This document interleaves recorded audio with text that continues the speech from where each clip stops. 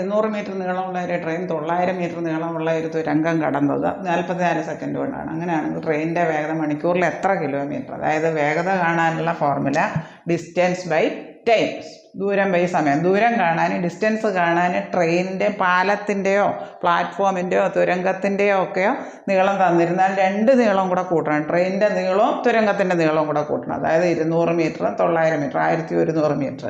Speed equal to distance by time 1100 by 44. 1100 metre by 44 second. അതായത് നമുക്ക് time വന്നിട്ടുണ്ട് 44. അപ്പോൾ ഇത് കട്ട് ചെയ്യുമ്പോൾ എത്ര കിട്ടും? 11 വെച്ച് 14 44 1 11 100 ബൈ 4 എന്ന് വരും. 25 മീറ്റർ പെർ സെക്കൻഡാണ്.